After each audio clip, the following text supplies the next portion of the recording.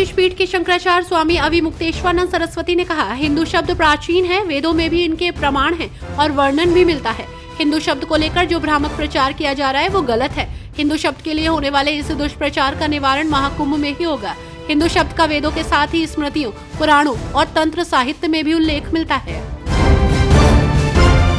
अंतर्राष्ट्रीय प्रतिनिधियों ने महाकुंभ के दौरान विभिन्न अखाड़ों का भ्रमण किया। यहाँ उन्होंने साधु संतों से मुलाकात की और महाकुंभ के ऐतिहासिक, धार्मिक और सांस्कृतिक महत्व के बारे में जाना।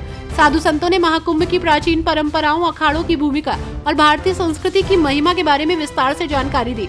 अंतर्राष्ट्रीय प्रतिनिधि संतों के विचारों से गहरे प्रभावित हुए और उन्होंने भारतीय धार्मिक परंपराओं के प्रति अपनी श्रद्धा सुमन अर्पित किए। उत्तर प्रदेश के deputy CM Brajesh Pathak trauma centre पहुंचे। डिप्टी सीएम सुसाइड का प्रयास करने वाली जूनियर रेजिडेंट डॉक्टर को देखने पहुंचे। इस दौरान उन्होंने डॉक्टर से जूनियर रेजिडेंट डॉक्टर के स्वास्थ्य की जानकारी ली, साथ ही बेहतर इलाज के निर्देश भी दिए। इस दौरान उन्होंने रेजिडेंट डॉक्टर के माता पिता से भी बातचीत की। डिप्टी सीएम ब्रजेश पाठक ने बताया कि रेजिडेंट डॉक्टर का स्वास्थ्य ठीक हो रहा है। मिल्कीपुर उपचुनाव को लेकर तैयारियां जोरों पर हैं। इसे लेकर नेताओं की लगातार प्रतिक्रिया सामने आ रही है।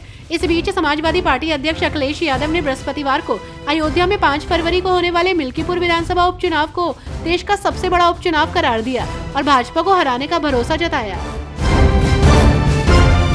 कानपुर के जागेश्वर महादेव मंदिर में 1 क्विंटल चांदी से गर्भगृह द्वार और चौखट लगेगी। महापौर प्रमिला पांडे, विधायक नीलिमा कटियार और एमएलसी अरुण पाठक ने विधि विधान पूजन कराकर इसका शिलान्यास किया। वैदिक मंत्रोच्चारण के साथ मंदिर के पश्चिम द्वार में माता पार्वती रसोई की नींव रखी गई। 101 वेद पाठी ब्राह्मणों को सम्मानित किया गया।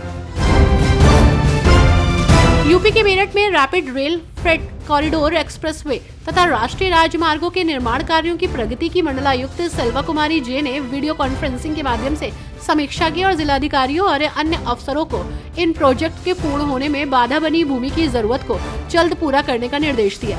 उन्होंने कहा कि ब्लैक स्पॉट का समाधान करके सड़क दुर्घटनाओं में कमी लाई जाए। आरएसएस प्रमुख मोहन भागवत के बयान को लेकर सियासी पारा हाई चल रहा है। इस बीच एनएसयूआई के कार्यकर्ताओं ने आरएसएस चीफ मोहन भागवत के खिलाफ वाराणसी में नाराजगी की। उन्होंने कहा कि भागवत का बयान देश विरोधी है। कार्यकर्ताओं ने इस संघ प्रमुख का पुतला भी फूंका। यूपी की राजधानी से एक हैरान करने वाला मामला सामने आया है। लखनऊ में एक सनसनीखेज घटना में एक मां और बेटी की गला रेत कर हत्या कर दी गई। ये घटना मलिहाबाद के ईशापुर गांव में हुई। मृतकों की पहचान गीता और दीपिका के रूप में हुई है। पुलिस ने शवों को कब्जे में लेकर जांच शुरू कर दी है। आरोपियों की तलाश की जा रही है।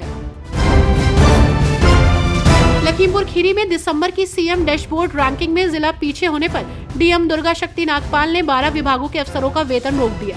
इन अफसरों को नोटिस जारी कर दिया गया, स्पष्टीकरण तलब किया गया। साथ ही हिदायत दी गई कि अगले रैंकिंग में सुधार लाएं, नहीं तो कड़ी कार्रवाई की जाएगी। डीएम ने कहा कि जनवरी की रैंकिंग खराब आती है तो संबंधित अफसरों के खिलाफ और भी कड़ी कार्रवाई की जाएगी। उत्तर पूर्व रेलवे ने यात्रियों को तोहफा दिया है। गोरखपुर लखनऊ इंटरसिटी समेत 4 ट्रेनों के किराए से सुपरफास्ट चार्ज हटा दिया गया है। इससे सभी श्रेणियों का किराया 12 से 90 रुपए तक कम हो गया है। गोरखपुर से लखनऊ तक का सफर अब 50 रुपए कम हो जाएगा।